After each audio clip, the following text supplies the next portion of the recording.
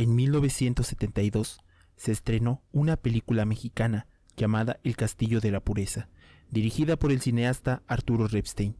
La película trata de la historia de Gabriel Lima, que se casó con Beatriz, y de aquel matrimonio nació Porvenir, Utopía y Voluntad. Gabriel mantiene a su esposa y a sus 3 hijos encerrados, pues asegura que el mundo es peligroso para su familia. Sin embargo, Porvenir y Utopía comienzan a experimentar la adolescencia y se enamoran entre ellos.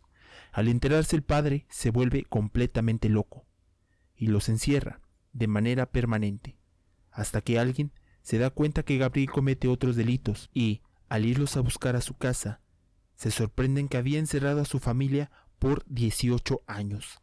Lo sorprendente es que esta historia está basada en hechos reales.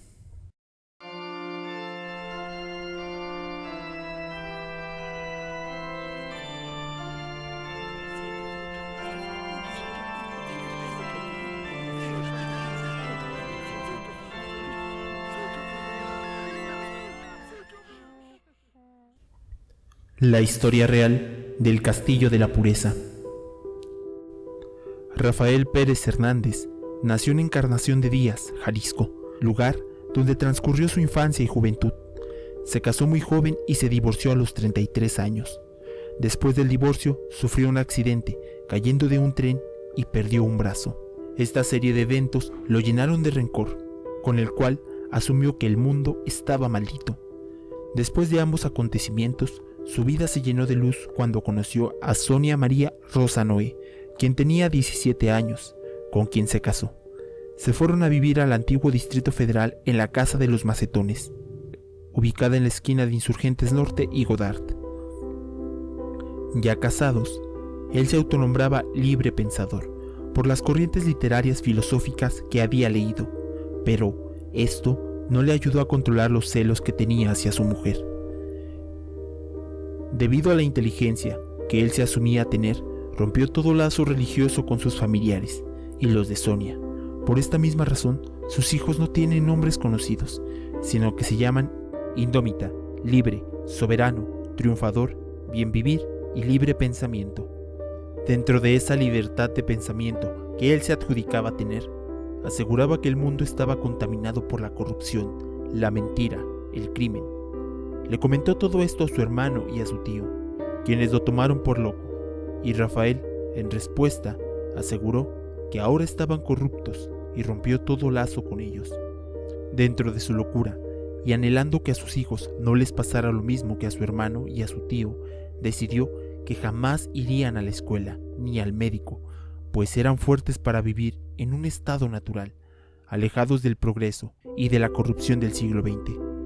Para subsistir y sin corromperse a sí mismo y a su familia, comenzó un negocio, venta de raticidas y sustancias que ellos mismos fabricaban en un insalubre taller instalado en su casa.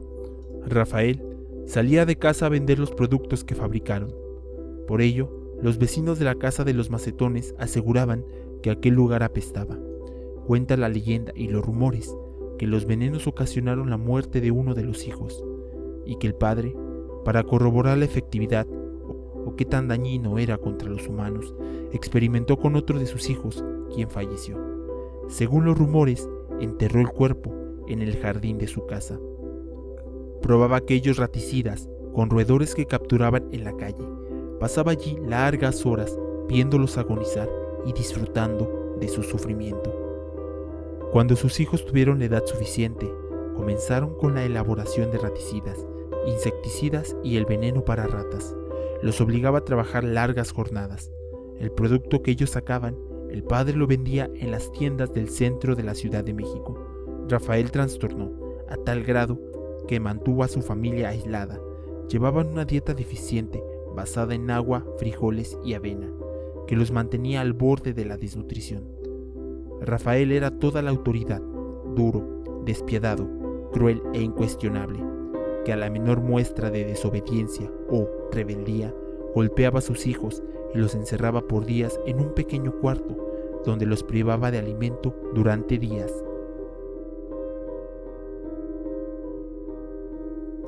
Fue un tirano que estipuló reglas y obligaciones excesivas para los chicos. los obligaba a escuchar música clásica y a aprenderse todo lo concerniente a cada una de las piezas, bajo la amenaza de castigarlos si cometían errores. Después de trabajar, reunía a la familia en un cuarto y les leía obras de filosofía. También les hablaba del mundo exterior, de todo lo que transcurría fuera de la casa, donde vivían permanentemente encerrados. Lo describía como un sitio lleno de horrores, de maldad e inmundicia. Por ello, toda visita estaba prohibida. En la casa no había calendarios ni relojes, y solamente existía un espejo en la recámara principal.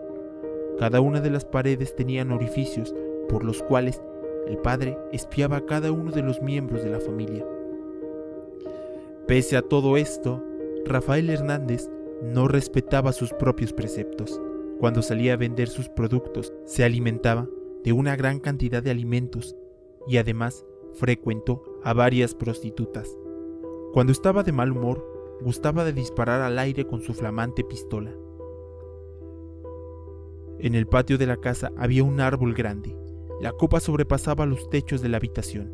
Un día, cuando Rafael se fue, su hijo, Libre Pérez Noé, a sus 15 años de edad, se atrevió a subir al árbol y vio a otras personas, a otras mujeres, diferentes a sus hermanas y a su madre. Bajó estupefacto. No comprendía por qué su padre decía que era un lugar maldito y les contó a sus hermanos cómo era el exterior. Todos quedaron fascinados, pero triunfador, al sentir que su hermano se corrompía, lo delató con su padre, quien castigó a Libre con una golpiza y lo encerró sin alimentarlo por 3 días. Después de aquella situación, de manera individual, llevó a Indómita, Libre y Soberano Pérez Noé al exterior, a algo que conocieron como un viaje a la iniciación del mal. Los llevaba rumbo a la Merced, al famoso cuadrante de la Soledad, donde prostitutas y malvivientes se asoleaban sentados en la banqueta. Los niños regresaron temerosos, confundidos, a refugiarse de la mala experiencia en la elaboración de los raticidas. Sin embargo, Indómita no creía que todo el mundo fuese así. El despertar de la adolescencia y sumado a esto que no tenían contacto con otras personas, Libre e Indómita empezaron a sentir curiosidad por sus cuerpos y sexualidad entre ambos. Rafael los descubrió y los castigó de la manera más cruel posible. Rafael comenzó a llevarse a Indómita con él, para vender los venenos y mantenerla vigilada. En una de estas ocasiones, ella se sintió atraída por el dependiente de una de las clapalerías donde el padre vendía sus productos. El chico la miró con deseo. Para ella fue una revelación. Indómita, tratando de comprender todos los cambios físicos, emocionales y fisiológicos que se tienen en la adolescencia, se hartó de estar encerrada. También quería experimentar con aquel muchacho quien le gustó. Meses después, harta del encierro, empezó a escribir en varias cartas solicitudes de ayuda. Se subía al árbol y las aventaba fuera de la casa. Después de varios intentos, alguien vio el letrero y alertó a las autoridades. Comenzaron a vigilar la casa. El 25 de julio de 1959, un comando irrumpió en la ruida casona y detuvieron a Rafael Pérez Hernández, quien antes de entregarse trató de provocar un incendio para quemar todo el lugar. Los niños tenían una apariencia deteriorada, no hablaban bien, estaban desnutridos y enfermos. Su ropa estaba vieja, sucia y olían muy mal. Tenían malos cortes de cabello. Rafael Pérez Hernández, una vez detenido, negó los cargos de privación ilegal de la libertad, diciendo que sus hijos solo trataban de apoderarse del capital que ha logrado formar con muchísimos esfuerzos. Sin embargo, todo ello es falso, pues sus hijos eran menores de edad. No les proporcionaba ninguna comodidad y los obligaba a trabajar a su provecho en el pequeño taller de fabricación de insecticidas y raticidas. Cuando estaba declarado, dijo lo siguiente: "Los he bautizado con el nombre que tienen porque significan algo. Por ejemplo, el nombre que ustedes llevan, estoy seguro que no saben lo que quiere decir. No me agrada la maldad del mundo y quiero proteger a mi familia. Mis hijos no serán unos vagos. Mi esposa y yo nos encargamos de enseñarles a leer y a escribir".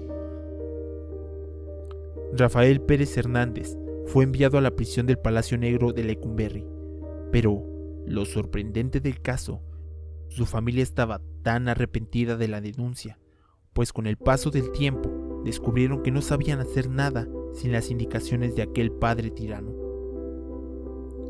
Así que, en compensación, lo visitaron frecuentemente en la prisión y declararon que lo habían perdonado, es más, que lo extrañaban. Su esposa, Sonia María Rosanoé, declaró ante los medios que seguía enamorada de su marido, pero Rafael Pérez Hernández no aguantó la vida en la cárcel y el escarnio público. El 13 de noviembre de 1972 se robó una cuerda y se colgó de su celda. Su familia guardó luto por muchísimos meses.